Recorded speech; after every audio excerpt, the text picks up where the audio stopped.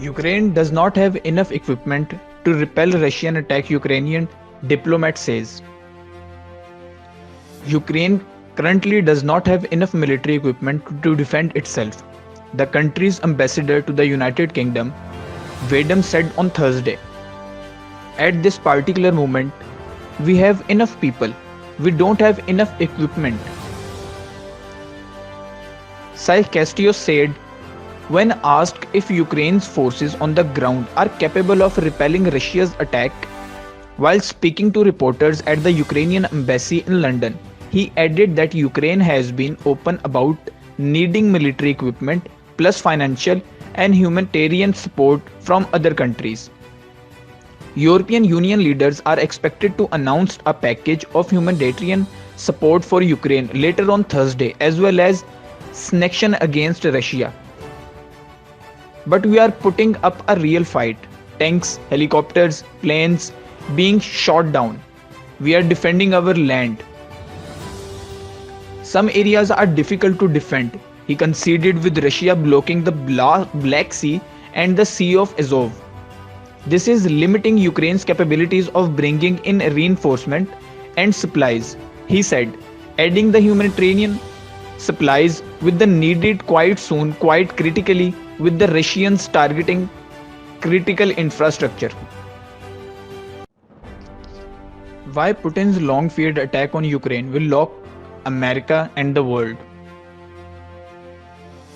Just a diplomats at a last moment United Nations Security Council meeting were pleading for peace.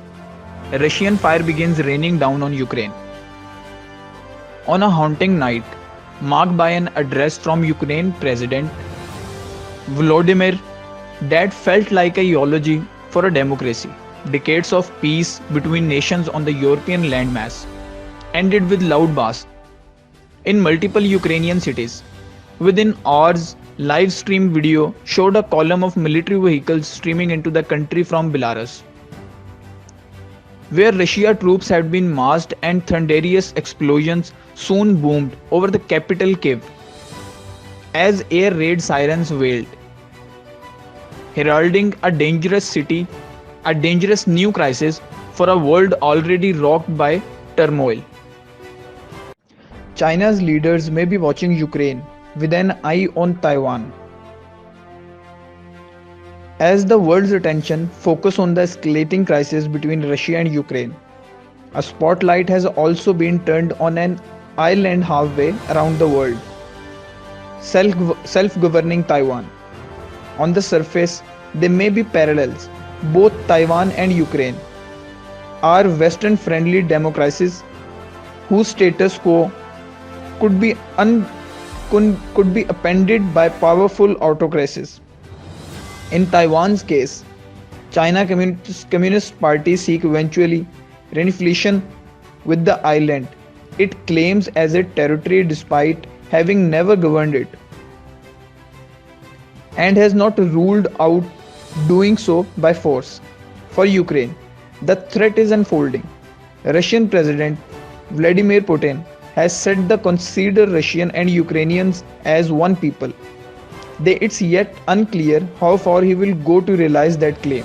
On Monday, he declared two breakaway Moscow-backed territories in Ukraine as independent republics. World leaders themselves have implied connections between the fastest of Ukraine and Taiwan in recent weeks.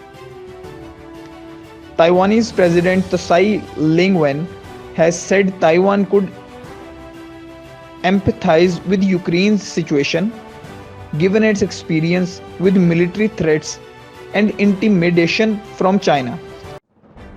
Half of Russia says it would be right to use military force to keep Ukraine out of NATO. As the world waits to see if Russia will invade Ukraine, an exclusive new poll of both countries for CNN finds that twice as many Russians believe it would be right for Moscow to use military force to prevent Kyiv from joining the North Atlantic Treaty Organization NATO, as say it would be wrong. 1 out of every 2 Russians, 50%, says it would be right, while only a quarter, 25%, says it would be wrong. The other quarter 25% are unsure according to the survey. But the poll found that more Russians think it would be wrong than the right to use military force to reunite the Russia and Ukraine, two countries with a long and complicated history of being intertwined. It's a close call. Of 43% of Russia's said use of military force against Ukraine to join it to Russia would be wrong, while 36% said it would be right. The rest of the respondents say they don't know if it would be right or wrong.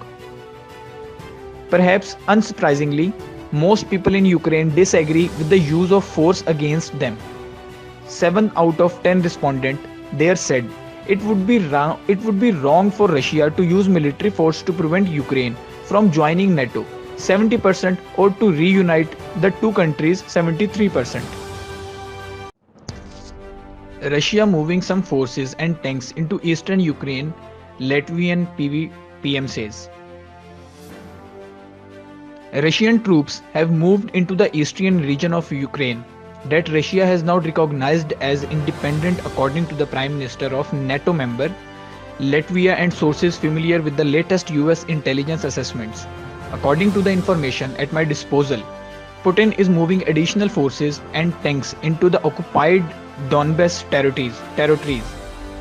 Latvian Prime Minister Arturs told CNN's Jim on Wednesday. By the definition, that's a crossing of sovereign territory into neighboring country.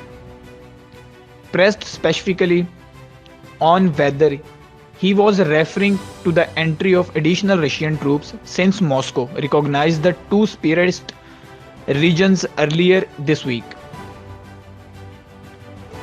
Krins replied, "Yes, according to the information at my disposal, this is exactly what we are seeing." Two other sources familiar with US intelligence confirmed to CNN that additional Russian troops have in fact crossed the border into the Donbas region since Russian President Putin recognized the two regions and issued an order to develop peacekeepers into the Donbas on Tuesday.